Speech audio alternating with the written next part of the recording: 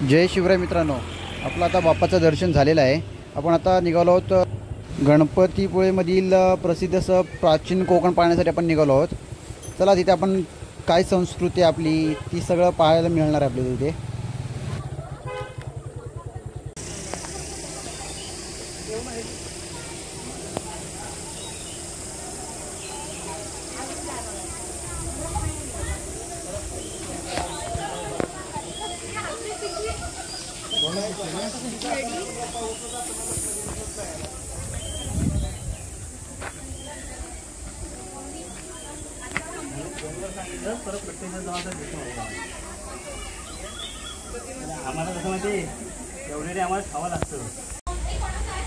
जय शिवराय मित्रांनो, आपण आता प्राचीन कोकण पाहण्यासाठी आलेलो आहोत। तर आपण त्यांच्याकडूनच माहिती घेऊया, त्यांच्याकडूनच जाणून घेऊया की नेमकं म्युझियमला काय काय आहे ते। नमस्कार, आतमध्ये काय पाहणार त्याची थोडक्यात माहिती सांगते तुम्हाला। Konkan tourism development and research सेंटरने प्राचीन कोकण हे म्युझियम तयार केलं आहे। बरोबर।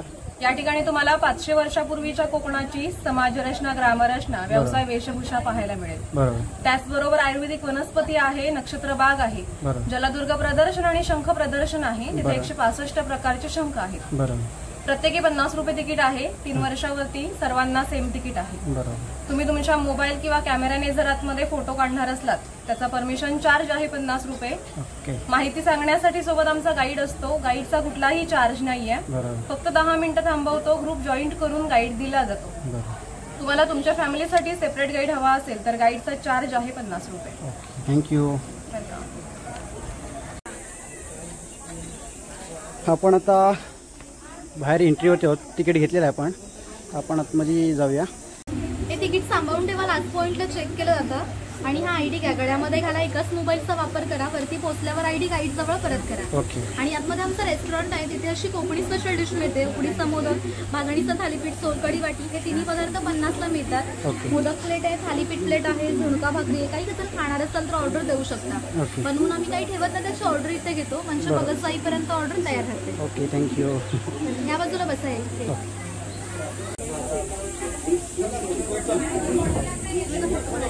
चल त्याकडे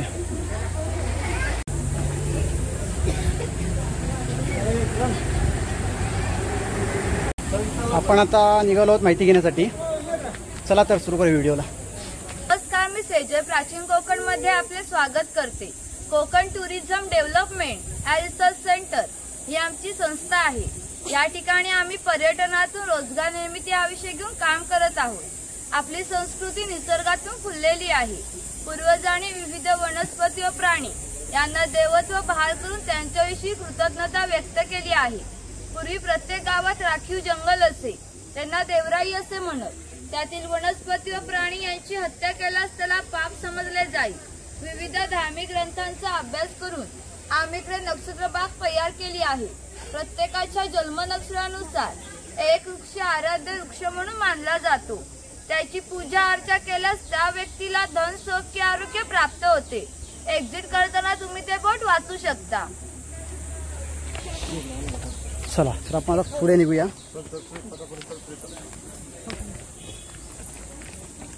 पिंपळपार आहे। आपण कोकणी माणसे वड, पिंपळ यांना पवित्र मानतो, तसेच त्यांना दीर्घायुष्याची प्रतीकही मानली आहे। याला पिंपळपार असे म्हणतात, कारण हा जो दगडी कट्टा बांधला आहे त्याला कोकणी भाषेमध्ये पार असे म्हणतात। हा पार सुमारे 400 वर्षापूर्वी बांधण्यात आला। जेव्हा हा पार बांधण्यात आला तेव्हा हे पिंपळाचे रोप सुद्धा लावण्यात आले, म्हणजेच हा पिंपळ सुद्धा 400 वर्षापूर्वीचा जुना आहे। हा शिलालेख आहे। या शिलालेखावर लिहिली कविता कवी माधव यांनी 100 वर्षापूर्वी चिपळूण येथे झालेल्या पहिल्या कोकण मराठी साहित्य संमेलनामध्ये या कवितेला कोकणची कविता म्हणून स्वीकारण्यात आले। या कवितेमध्ये कवींनी कोकणच्या निसर्गाचे सुंदर वर्णन केले आहे। या कवितेमध्ये नंदनवन हा शब्द आला आहे। नंदनवन या शब्दाचा अर्थ स्वर्गातील इंद्राची बाग जितकी सुंदर आहे तितके आमचे कोकणही सुंदर आहे। गुहा हे काळाचे प्रतीक आहे। गुहेच्या अलीकडे आहे वर्तमान काळ आणि गुहेच्या पलीकडे आहे 500 वर्षापूर्वीचा भूतकाळ। आपण इथून पाहणार आहोत 500 वर्षापूर्वीची कोकणी माणसे कशी राहत होती। त्यांची समाज रचना, ग्राम रचना, खाद्य संस्कृती, परंपरा कशा होत्या. गुहेतून येताना खाली वाकुड्या.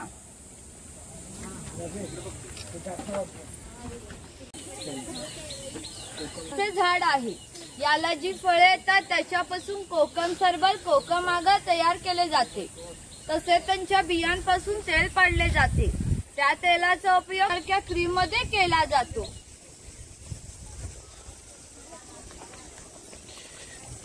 आली तू बघतो तुझ्याकडे.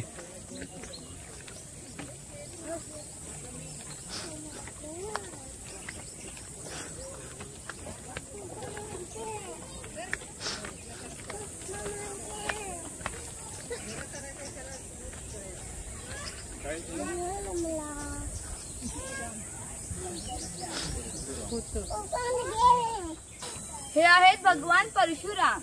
आपल्या पुराणात उल्लेख आहे की हजारो वर्षापूर्वी भगवान परशुराम होऊन गेले. त्यांनी संपूर्ण पृथ्वी जिंकून घेतली आणि जिंकून घेतली पृथ्वी त्यांनी दान केली. दान केली कोणती गोष्ट आपण स्वतःसाठी वापरत नाही, परंतु त्यांना राहण्यासाठी भूमी आवश्यक होती. आपण ज्या ठिकाणी आज उभे आहोत तिथे हजारो वर्षापूर्वी समुद्र होता. त्यांनी जेव्हा युद्ध करून त्याला 40-50 किलोमीटर मागे ढकलले आणि सुंदर कोकण प्रदेशाची निर्मिती केली. म्हणून या कोकण प्रदेशाला परशुराम भूमी असे म्हणतात. आपले सारे कोकण दऱ्याखोऱ्याने वेढलेले आहे. सूर्याची किरण जमिनीपर्यंत पोहोचू शकत नाही. इतकी दाट अरण्य, जंगली स्वाबदे, 200 ते 250 प्रकारच्या औषधी वनस्पती, शेकडो प्रकारचे मासे, दुर्मिळ कासवे, सुसरमग यांसारखे प्राणी इथे पाहायला मिळतात. कोकणामध्ये लाल रंगाचा जांभा नावाचा दगड मिळतो. जांभा दगडाचा हा जो पक्का रोड बांधला आहे त्याला कोकणी भाषेमध्ये पाखाडी असे म्हणतात. ही पाखाडी 400 वर्षापूर्वीची जुनी आहे. तेव्हा ती गणपतीच्या मंदिरापर्यंत होती, पण काळाच्या ओघात ती नष्ट झाली. आज आपल्याला ही फक्त प्राचीन कोकणमध्ये शिल्लक राहिली पाहायला मिळते. पूर्वी अशा सर्वसामान्य पाखाड्या ग्रामदेवतेकडे जाण्यासाठी बांधल्या जात असत. आपण सुद्धा या पाखाडीने प्राचीन कोकणमधील ग्रामदेवतेकडे जाणार आहोत.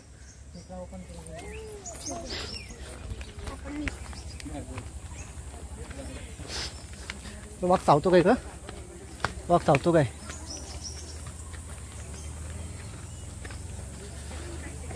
इकडे वाघ व वाघाची गुहा दाखवली, इकडे गाव शिकार दाखवली आहे. म्हणाली हे म्हणाली डुक्कर बघतलंस काय? डुक्कर बघतलंस काय? श्रीफळाची फळी जंतुनाशक असतात. शेतकरी त्यांचा वापर धान्य साठवण्यासाठी करतो. तसंच त्यांचा वापर गरम मसाल्यासारख्या पदार्थांमध्ये केला जातो.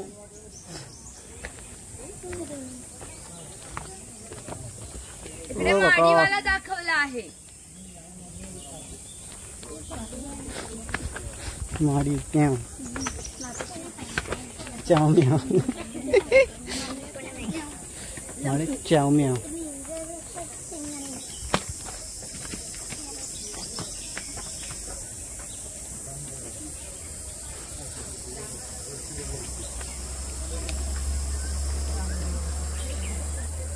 हे ग्रामदेवतेचे मंदिर आहे. पूर्वी धार्मिक संस्था गाव नियंत्रण करत असत. गावातील गावकरी येथे एकत्र येत असत. गावातील 2 व्यक्तींमध्ये भांडण झाल्यास सगळा गाव येथे एकत्र येऊन गावप्रमुख त्यांच्या समोर न्यायदान करत असे. तसेच गावातील सार्वजनिक कामे, पाखाड्या बांधणे, लाकडी साकव बांधणे इत्यादी कामे कुणी कुठे व कधी करायची याविषयीचा निर्णय गावकरी येथे बसून घेत असत. याचे वैशिष्ट्य म्हणजे जगभर अशी प्रथा आहे की प्रत्येक जाती धर्माचे लोक आपापल्या देवाकडे जातात व देवाचे दर्शन घेतात. आम्ही कोकणी माणसं सुद्धा वर्षभर देवळात जाऊन देवाचे दर्शन घेतो. पण जेव्हा आमच्याकडे शिमगा सण असतो तेव्हा हा देव या पालखीत बसून प्रत्येकाच्या घरोघरी नेला जातो. म्हणजेच कोकणी माणूस आणि देवाचं नातं इतक्या जवळचं आहे की आमचं एकामेकाच्या घरी येणं जाणं होत असतं. या देवीचं नाव आहे वाघजाई. हे नाव आम्ही जाणीवपूर्वक ठेवले असं म्हणतात. ज्या निसर्गामध्ये वाघ असतो तो निसर्ग समृद्ध असतो. 500 वर्षापूर्वीचा निसर्ग असाच समृद्ध होता. त्याला आमच्या भविष्यामध्ये दैवत्वाचं स्थान होतं. आम्ही कोकणी माणसे वड, पिंपळ, साप, नागाची पूजा करतो. म्हणजेच आम्ही निसर्गपूजक माणसे आहोत. म्हणून या देवीचं नाव सुद्धा प्रत्यक्ष आम्ही निसर्गाशी संबंधित ठेवलं आहे, वाघजाई. मंदिरामध्ये आमचा गुरव गाराणे घालतो. आहेत मातीचे ताशे आहेत. यांचा खाली बघा मातीचं बनलं आहे. हे ताशे 110 वर्षापूर्वीचे जुने आहेत. तर वाजवणारे कसबी असतील तर यांचा आवाज 1-2 किलोमीटर पर्यंत सहज जात असे. पूर्वी यांचा उपयोग संदेश वहन तसेच धार्मिक कार्यक्रमात केला जात असे.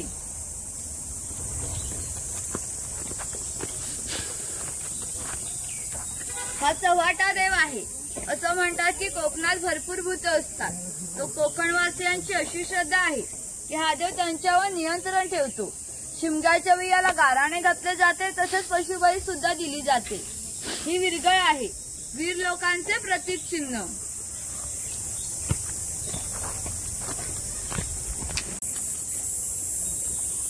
ते वरती कडक लक्ष्मी दाखवली आहे. पोतराज लोक स्वतःला चापकाने मारून घेतात, त्याला कडक लक्ष्मी असे म्हणतात.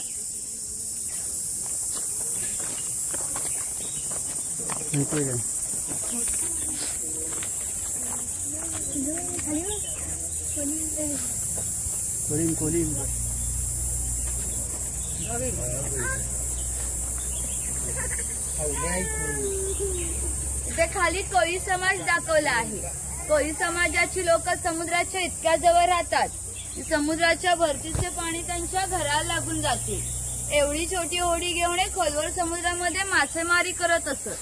कधी कधी समुद्रामध्ये उसळणाऱ्या लाटा या त्यांच्या होडींपेक्षा मोठ्या असत, तरी ते कुशलताने होडी वल्लवतात आणि पहाटेच्या वेळी परत घरी येतात. हा नाभिक आहे. पूर्वी कोकणामध्ये 12 बोतेदार पद्धत अस्तित्वात होती. म्हणजे चर्मकार कासार हे लोकांच्या घरोघरी जाऊन त्यांना सेवा पुरवत. त्याबद्दल त्यांना पैसे नव्हे तर केवळ धान्य मिळत असे. म्हणजेच एका नाभिकाला एका पुरुषाच्या घरी जाऊन केळसव दाढी करण्यासाठी वर्षभरासाठी 4 पायली म्हणजे आताचे 8 किलो धान्य मिळत असे. एवढ्या अल्प बदल्यात ही लोक समाजाची सेवा करत असत. आमच्या नाभिकाविषयी आणखी थोडं मजेशीर वर्णन आमच्या लोकसाहित्यामध्ये आढळतं. असं म्हणतात की गावातील प्रत्येक गोष्ट नाभिकाला माहीत असते आणि नाभिकाला माहीत असली प्रत्येक गोष्ट गावभर होते. ज्या अर्थी तुम्ही आलात ती गोष्ट आमच्या नाभिकाला समजली, त्या अर्थी पूर्ण आमच्या गावाला समजली. आमचं सगळं गाव तुमच्या स्वागतासाठी उत्सुक आहे. प्रथेप्रमाणे आपण खोतांच्या घरी जाऊ, मग गावात फेरफटका मारू.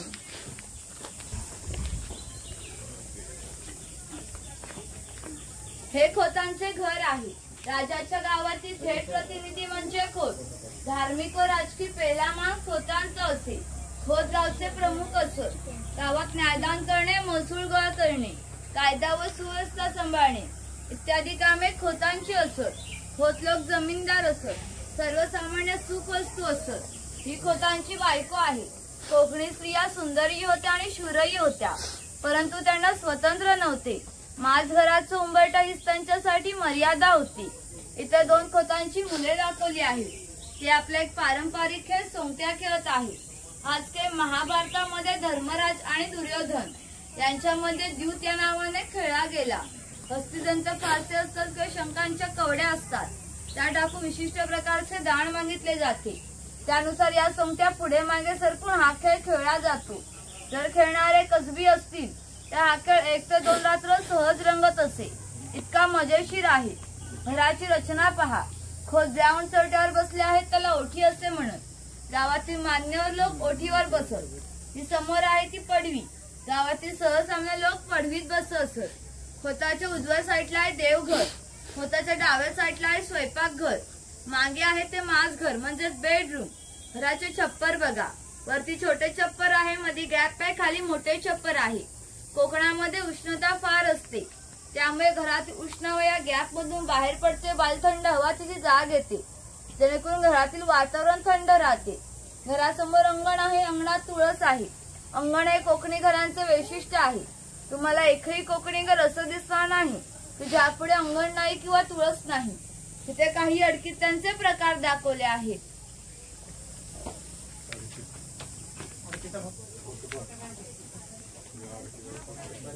ये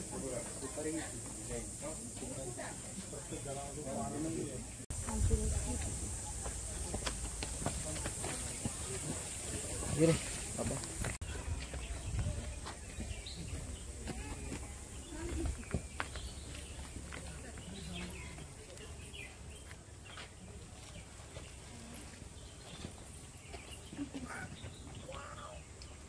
हे शेतकऱ्याचे घर आहे. याचं गवताचं घर आणि अशा अपुऱ्या कपड्यावर जाऊ नका. आमच्या गावातील एक महत्वाचा उत्पादक घटक आहे. हा एकमेव धान्यच उत्पादन करत असे आणि 12 पोतेदार खोत व राजा यांना धान्यपुऱ्यांचे काम तो करीत असे. ग्रामीण अर्थव्यवस्थेचा पायाभूत घटक आमचा शेतकरी होता. पूर्वी त्याचं घर जसं असायचं तसं इथं आम्ही उभारलं आहे. ही जी पेटी चूल दिसते तिला कोकणी भाषेमध्ये पिरसा असे म्हणतात. ती सतत पेटी ठेवली जायची. काय पूर्वीच्या काळी लाटर किंवा माचीस नव्हती. जेव्हा शेतकऱ्याच्या बायकोला स्वयंपाक करायचा असेल तर इथल्या 2-3 निकाल घेऊन ती स्वयंपाकघरातील चूल पेटवत असे. तर हा विस्ते विजला तर घरामध्ये 2 गारगोट्या ठेवल्या जात असत. ते एकमेकावर घासून विस्ते केला जात असे. ही खोयणी आहे. पूर्वीचा वापर मासे पकडण्यासाठी केला जात असे. पाठीमागे वेळीने बांधून ती पाण्यात ठेवली जायची. तिची अंतर्गरचना अशी आहे की आत गेला मासा कधी बाहेर पडू शकत नाही. ती शेणाने सारी टोपली आहे. तिला कणगी असे म्हणतात. यामध्ये धान्य साचवले जाते. कोकणी शेतकरी भात, नाचणी, खरीक, वरीक यांसारखी धान्य पिकवतो. त्या कणगीत ते वरती चिरफळाची फळे पसरून बाहेरून शेणामातीने लिपून घेतो. यामध्ये ठेवलेले धान्य 3 ते 4 वर्ष सहज टिकते. अजूनही ठाणे जिल्ह्यातील वनवासी लोक याच पद्धतीने धान्य साचवतात. ही शेतकऱ्याची बायको आहे. ती शेतकऱ्याची मुलगी आहे. हा पाळणा आमच्या शेतकऱ्याच्या घरी कायमस्वरूपी टांगून ठेवला आहे. तर आमच्या शेतकऱ्याच्या घरी दरवर्षी पाळणा आलत असे. म्हणजे प्रत्येक शेतकऱ्याला 8 ते 10 मुले असत. म्हणजे पूर्वीच्या काळी एकत्र कुटुंब पद्धत अस्तित्वात होती. ही उचल आहे. पूर्वीचा वापर कपडे सुकवण्यासाठी केला जात असे. घरामध्ये गौरी गणपतीचा सण दाखवला आहे.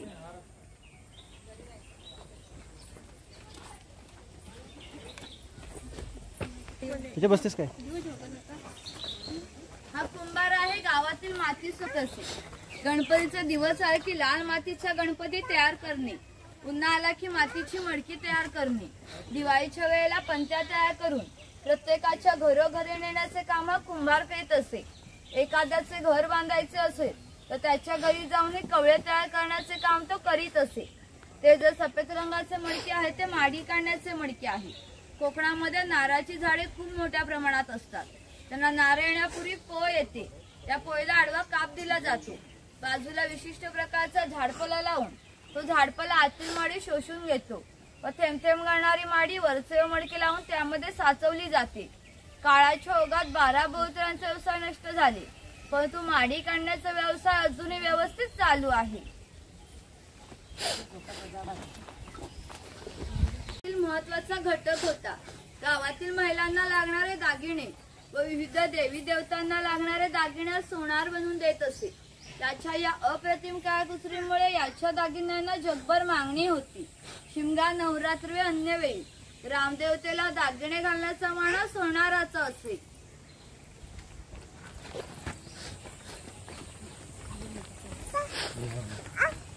हा वाणी आहे. जो राजापूर दाभोळ या कोकणातील बंदरांना 5000 वर्षापूर्वीचा इतिहास आहे. या बंदरांमधूनच भारतीय व्यापार आणि जला यामधून निर्यात होणाऱ्या वस्तूंमध्ये हस्तकौशल्याच्या वस्तू, तलम कापड, हस्तिदंती वस्तू, हिरे, माणिक, दागिने, शंकर शिंपले इत्यादींची निर्यात हा वाणी करत असे. म्हणजे आज जे भारताने सुवर्णयुग अनुभवले आहे त्याचे प्रवेशद्वार कोकणची बंदरे होती.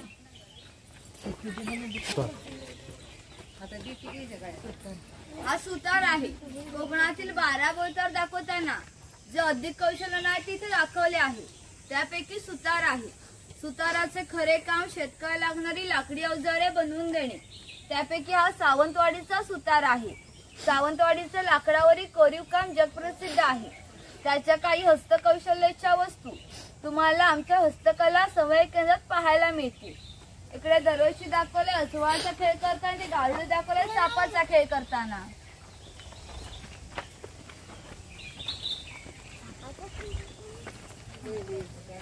इंजिनचा आवाज नाही काय?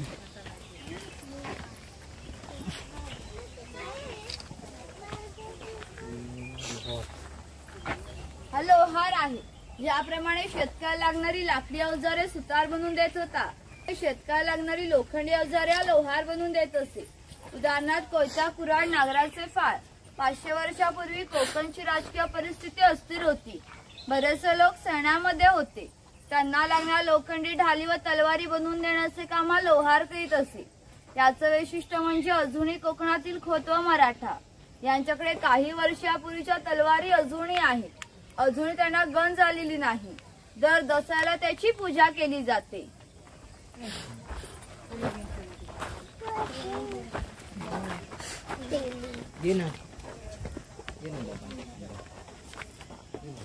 हा तेली आहे. आम्ही कोकणी माणसं आमच्या जेवणात खोबऱ्या तेलाचा वापर जास्त प्रमाणात करत असू. शेतकरी आपल्या बागेतील सुके खोबरे घेऊन स्वतः तेलाकडे जात असे आणि तेली त्याच्या देखत तेल पाडून देत असे. हा तेलाचा घाणा आहे. याला खुंट असे म्हणतात. यामध्ये सुके खोबरे घातले जाते. हे जे उभे लाकूड आहे तिला लाट अशी म्हणतात. ही लाट ह्या आडव्या लाकडाला अशा तऱ्हेने बांधली जाते की ही लाट उभी राहते. या आडव्या लाकडावर दगड ठेवून स्वतः तिलीवर बसतो आणि हे सर्व वजन घेऊन बैल गोल फिरवला जातो, जेणेकरून आतील खोबरे रगडून त्याचे तेल निघते. जर हे तेल भरून काढायचे असेल तर सर्वप्रथम जोखडाचा बैल सोडायचा. जोखड बाजूला केली जाते.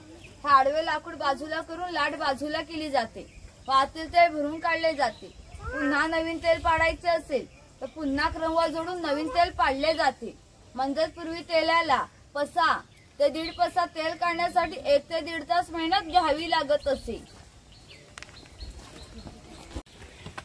हा बुरुड आहे. पूर्वी प्रत्येक व्यवसाय जातीने होता. व्यवसाय निवडीचे स्वातंत्र्य नव्हते. प्रत्येकाला आपापल्या जातीचा व्यवसाय करावा लागत असे. बांबूच्या वस्तू बनवण्याचे काम हा बुरुड करत असे. हे सूप आहे. ही फुलाची परडी आहे. ही रोवळी आहे. हिचा वापर धान्य धुण्यासाठी किंवा धार्मिक कार्यक्रमात केला जातो. जेव्हा आपल्याकडे शुभ कार्य असते तेव्हा घरातील कुमारिका किंवा सभातील स्त्रिया या रोवळीमध्ये दिवा ठेवून उभ्या असतात. शुभ कार्य पार पडण्यापूर्वी हा दिवा विझला तर त्याला अशुभ मानले जाते. अजूनही आमच्या चाकरमानाचं लग्न जर मुंबईला असेल तर ही रोवळी गावाहून मुंबईला पाठवली जाते, कारण मुंबईला सर्व गोष्टी मिळतात पण ही रोवळी मिळत नाही.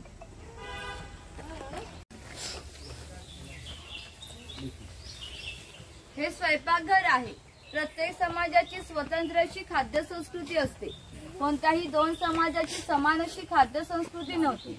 आमच्या कोकणी माणसांची चविष्ट अशी खाद्य संस्कृती आहे. आम्ही कोकणी माणसे भात व मासे मोठ्या प्रमाणात खातो. कोकणात येऊन माशाचे आमचे उकडीचे मोदक, भाजणीचे वडे न खाणे म्हणजे कोकण न बोलल्यासारखे आहे. पूर्वी घरामध्ये दगड मातीच्या वस्तू असत. ते जातणीसारखे दिसते, त्याला घिरड असे म्हणतात. जातनीमध्ये धान्य दळून निघते ते घिरडामध्ये अक्का भात घातला जातो. तेव्हा अक्का तांदूळ बाहेर निघतो, कोंडा बाजूला केला जातो. हे पुराण यंत्र आहे.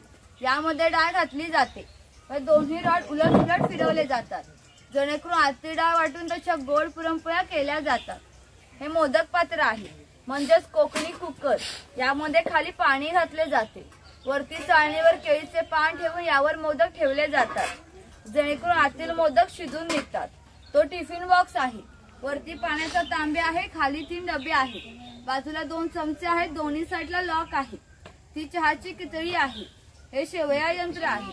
ही दगडी उकळ आहे. पूर्वी यामध्ये भाताचे पोहे खांडले जात असत. जो आपल्याकडे भात असतो तो रात्री पाण्यामध्ये भिजत ठेवून सकाळी त्याच्यातले पाणी काढले जाते व तो भात पोह्याच्या खापरावर भाजला जातो. या उखळीमध्ये या मुसळाच्या साह्याने खांडला जातो. त्या पोहे तयार होतात. यावरून तुमच्या लक्षात येईल की पूर्वीचे जीवन किती कष्टमय होते आणि हजारो वर्षापूर्वी याच पद्धतीने जगले गेले. वरती काही लाकडी चमच्यांचे प्रकार दाखवले आहेत.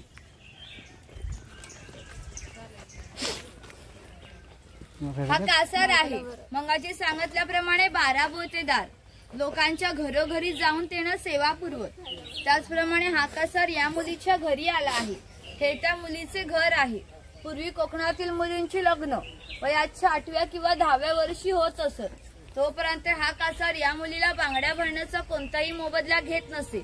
जेव्हा या मुलीचे लग्न होईल तेव्हा या मुलीचे वडील या कासाराला एक छोटासा सोन्याचा दागिना भेट म्हणून देत असे.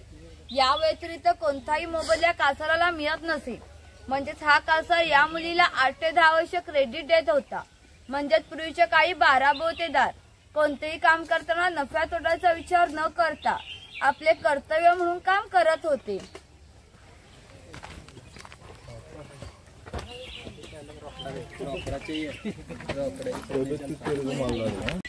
हा पाणवठा आहे. पूर्वी प्रत्येक गावात भरपूर मोठे जंगल होते, त्यामुळे पाणी मोठ्या प्रमाणात उपलब्ध होते. ज्या ठिकाणी उंचवर 12 महिने पाणी असे तिथे धरणे बांधून हे पाणी प्रत्येकाच्या घरोघरी पाटाच्या सहाय्याने नेले जात असे. या पाण्यावर आमच्या नारी पोफळीच्या बागा व उन्हाळी भातशेती होत असे. वरती खवळे मांजर दाखवला आहे. कुठं आहे? झाड आली त्याच्यावरती. हा चर्मकार आहे. चामड्याच्या वस्तू बनवण्याचे काम हा चर्मकार करीत असे. याच्या जोडीला आम्ही एक प्रसंग सांगतो जो 500 वर्षापूर्वी घडून गेलाय. इथून 80 किलोमीटर अंतरावर मार्लेश्वर नावाचे देवस्थान आहे. एका पर्वतामध्ये एक मोठी गुफा आहे. त्या गुफेमध्ये शंकराची पिंडी आहे. याचं वैशिष्ट्य म्हणजे अजूनही जिवंत साप त्या गुहेमध्ये आहे. पूर्वी मार्लेश्वर देव एका गावामध्ये राहत होते. तेथील लोक वाईट मार्गाने वागू लागले, त्यामुळे शंकराची पवित्रता कमी होऊ लागली. शंकराला ते मान्य होणे शक्य नव्हते, म्हणून त्याने तो गाव सोडून जाण्याचा निर्णय घेतला. मकर संक्रांतीच्या आदल्या रात्री ते गावाच्या बाहेर पडले. गावाच्या बाहेर या चर्मकाराचे घर होते. चर्मकार हा गरीब पण श्रद्धाळू व नीतिवान होता. शंकराने कुठलाही जातीभेद न करता या चर्मकाराला मशाल दाखवण्याची विनंती केली. चर्मकार सुद्धा अतिथी देवो भव म्हणून मशाल दाखवण्यास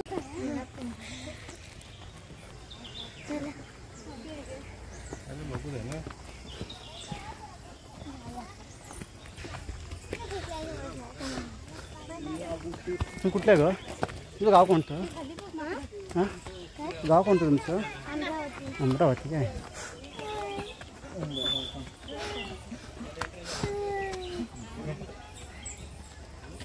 हा धनगर आहे. धनगर या मराठी शब्दाचा अर्थ ज्याच्याकडे भरपूर धन आहे.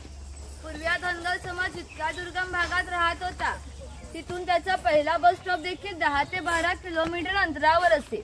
पूर्वी गावात येत असत तेव्हा त्यांच्या पायात चामड्याच्या वहाणा, हातात घुंगराची काठी व खांद्यावर फाटकी घोंगडी या वेशभूषेत येत असत. असे असले तरी प्रत्येक धनगर 100 ते 125 गायी, 5 ते 25 म्हशींचा मालक असे. प्रत्येक गायी म्हशीची किंमत 8 ते 10 हजारापर्यंत असते. या सर्वांची विक्री करायचं म्हटले तर त्याची किंमत काही लाखापर्यंत जाते. इतक्या धनसंपत्तीचा मालक हा धनगर होता. परंतु कोकणातील लोकांचे राहणीमान साधे असल्यामुळे त्याचे राहणीमानही साधे होते. पुढे बकरीची गोठी दाखवली आहे. जंगली स्वाबद्यापासून संरक्षण करण्यासाठी ती उंचावर बांधली आहे. तिच्या आतील 2 बांबूंमध्ये फट आहे. त्यांनी केल्यामुळे या फटमधून बाहेर पडतात. छपराची रचना ओबडधोबड असली तरी किती पाऊस पडला तरी पावसाचे पाणीच जाऊ शकत नाही.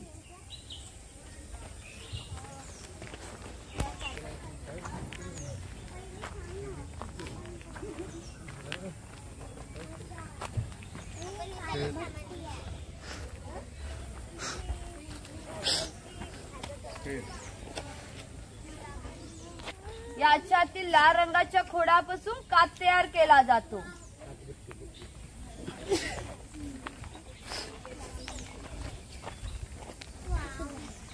ही कालभट्टी आहे. हे खैराचे झाड तोडून याच्या आतील भागांचे छोटे छोटे तुकडे केले जातात व पहिल्या 4 मडक्यामध्ये पाण्यामध्ये उकळले जातात. जो लाल रंगाचा पाक तयार होतो तो 5व्या मडक्यामध्ये विशिष्ट तापमानात तापून सावळीत सुकून त्याच्या वड्या पाडल्या जातात. म्हणजेच कात होण्याच्या प्रक्रियेला 3 ते 4 महिने लागतात. नाही, पूर्वीचा वापर शिकारीसाठी तसेच फार मोठ्या भूप्रदेशावर लक्ष ठेवण्यासाठी उभारली जात असत. मचाणीवर जाताना एकाच वेळी 3 जण चप्पल काढून वर जाऊ शकता. इथून पुढे आमचं शॉप आहे, काय खरेदी करायचे करू शकता. इथूनच लास्ट पर्यंत शंकर प्रदर्शन आहे, तिथूनच खाली एक्झिट आहे. नमस्कार.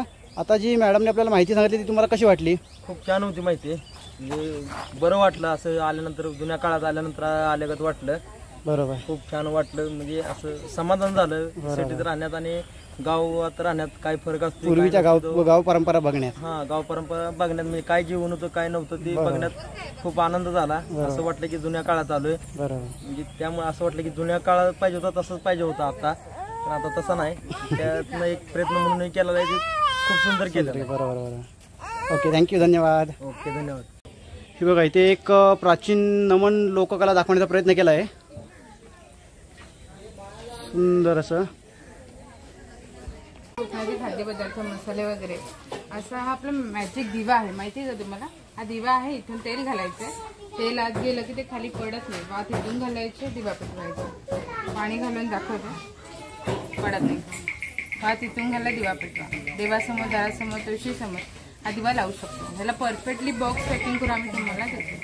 त्याची प्राईस 120 रुपयाला आहे, हा 150ला आहे. मल्टी कलरमध्ये घेतला तर 200 रुपये आणि हा गणेश लॅम्प घेतला तर 200 रुपये. तो कितीला म्हणला तुम्ही? हा 120ला आहे, हा 200ला आहे, हा 120ला आहे. 200ला का? बाकी हँडमेड पर्स वगैरे त्याच्या कोकोनट शेलपासून तयार केलेले आहे, नारळाच्या करवंटीपासून तयार केलं आहे आणि मायक्रोम धागा आहे, ते तुटत नाही, एकाला मजबूत आहे. तर असं टेराकोटापासून तयार केलेली ज्वेलरी आहे. टेराकोटा म्हणजे मातीपासून तयार, कौलाची माती असते ना त्यावर, आणि ती भाजून पक्की तयार केली. कलर वगैरे जात नाही, पिकाला खूप चांगलं. बाकी असं नीम कोंब वगैरे कडुनिंबाच्या झाडापासून तयार केलेला कोंब आहे. त्याने हेअर मसाज होतो, केस तुटत नाही, डॅन्ड्रफ होत नाही, फंगल इन्फेक्शन साठी चांगलं असतं. सगळं लाकडापासून सगळं बनलेलं वस्तू हे सावंतवाडीचं आहे, काही आम्ही स्वतः मॅन्युफॅक्चरिंग करतो. ते तिथे आहे ते सगळे आम्ही तयार केलेले आहेत, इथे तयार झालेले आहे. मैत्री हँडीक्राफ्ट म्हणून आहे.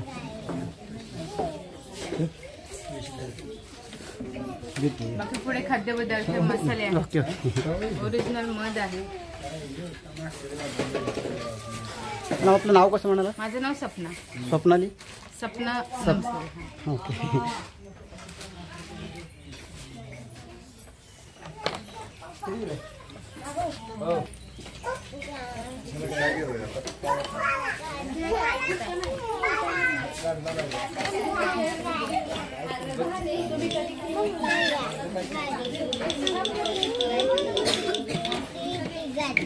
आपल्याला जरा कोणकोणत्या प्रकारचे मसाले आहेत ते जरा सांगू शकता का? इथे होणारे मसाले सेंद्रिय मसाले आहेत, म्हणजे कोणती रासायनिक खतं वापरलेली नाही किंवा त्यांचं तेल वगैरे काढले. ते लवंग आहे, काळी मिरी आहे, चिरफळ आहे. ते चिरफळ आहे ना, ते धान्याला कीड लागू नये धान्यात टाकलं जातं मसाल्यामध्ये, प्रिझर्वेटिव्हचं काम करतं. बाकी मसाला वेलची आहे, चक्री फुल आहे, जायपत्री आहे, लवंग आहे, वेलची आहे, मध पण आहे आपल्या इथे ओरिजिनल मध आहे. मध आहे, जंगली मध आहे, ओरिजिनल मध आहे, जंगली मध आहे, छोट्या मधमाशांचं आहे. त्याच्यात गुळ किंवा साखर मिक्स नाही, पूर्णपणे जंगली. मधाला एक्सपायरी नाही, 1000 वर्षी चालू शकतं ते. आपण तिथे पायट्याने घसरल्या होत्या. आम्ही आता प्राचीन कोकण पाहून आलेलो आहोत. आता आम्ही आता निघालो आहोत शंख पाहण्यासाठी. आपण व्हिडिओ करू शकत नाही तिथे, तर आपण फक्त शंख पाहून घेऊया. फोटो काढायचे नाही आहेत.